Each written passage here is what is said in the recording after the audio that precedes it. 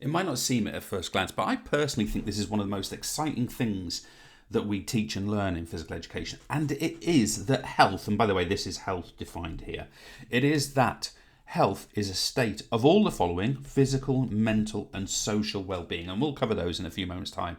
Okay, so we're looking at a sort of a very rounded notion, a very holistic notion of health. But this is the bit that I think is really important to all of us. Being healthy is not just not being ill. And I want you to think about that. This is about, health is about, is the word enhancement too strong? Health is about being well, being good, and that being growth based. I love the word growth in this context. I encourage every one of you, whatever stage of life you're in, to go, what I anticipate for my life is not just that I'm not going to be just not bad, but I'm going to be good. And that good is going to grow over time. Now, that's what I wanted to get across and get off my chest. I hope that's fine. Now, what we'll do here is we'll take the physical aspect of this. I just want to make sure that we understand what physical well-being actually, but I'll just put physical WB for well-being just to speak, okay? So a couple of things. And by the way, I could go into massive detail on these, so feel free to think it through. We are talking about the body systems that working well. Body systems working well. So, for example, this could be you're healthy because your cholesterol is not too high, and you're not building up atheroma in your blood vessels, for example. That's what we would mean. As we've said already, it's a matter of being free from illness, disease, and I'm also going to put and injury. Now, of course, physical activity can pose a threat to this last point, because whilst physical activity is brilliant for us, it can lead to injuries in some cases. So actually, we've got an interesting, potentially inverse relationship between physical activity and physical well-being, because if you go in and you bust your leg up playing rugby or whatever, then of course your injury is going to sort of diminish that.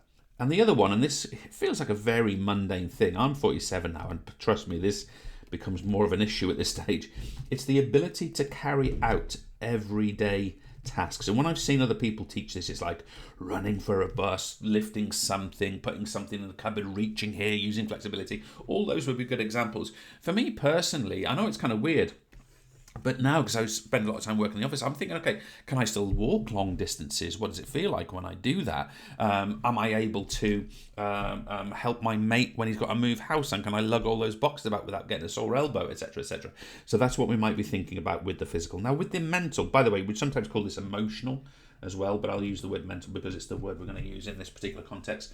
We are talking about here the ability to cope with stress. We are well if we cope with stress well. Stress is one of the biggest impacts to, or one of the biggest causes of poor mental health.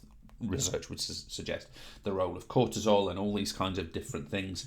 But stress is something which, we can cope with it. Life can be stressful at times, of course. The other one is about regulating or controlling emotions. So can a person control emotions? It might be that something prevents this, sort of neurodiversity, for example. Certain representations of ASD, autistic spectrum disorder, can make emotional control really, really difficult, for example. And the other thing is that we have this notion of a feel-good factor. Now think and self-esteem. Think how positive exercise is for all of these things. When we exercise, we feel we can cope with things better, we feel good about ourselves, maybe we even feel more well, more stable, less neurotic, air quotes, than perhaps we can in other circumstances without exercise. And finally, guys, without going too far, I don't want to put my next quote in, I just want to talk about social well-being and the impact of physical activity on social well-being. Now, I always get a bit concerned here, because the first thing I'm expected to tell you is the following. It's really social well-being is really important because we meet essential human needs. So we're around other people, and I'm being told to tell you that can help us to meet essential human needs. Now, I'm not sure how to interpret that. I think it's probably about meeting people that we have certain relationships with, potentially. I don't want to go down that road, so I'm never totally sure what I'm meant to tell you about that. But these are brilliant examples of how physical activity, sport can help people socially.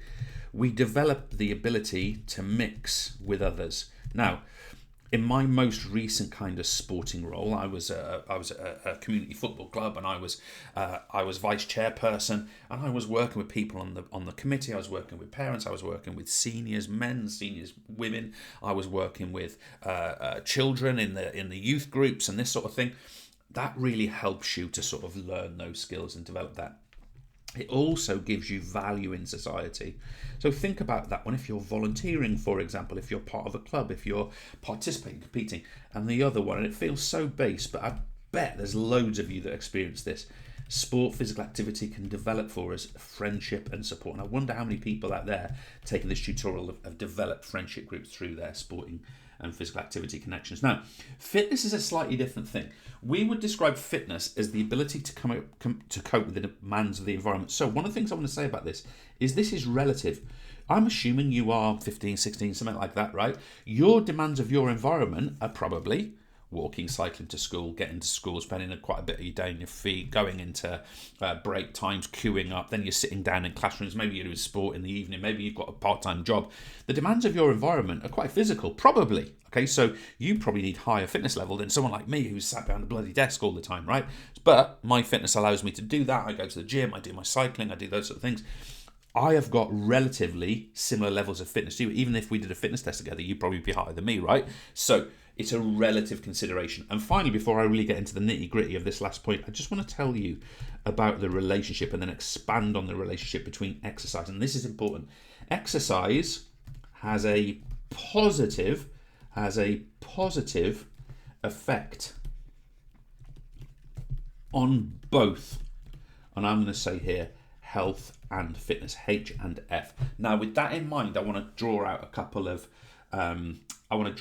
scenarios with you. I'm going to draw one on the left here first.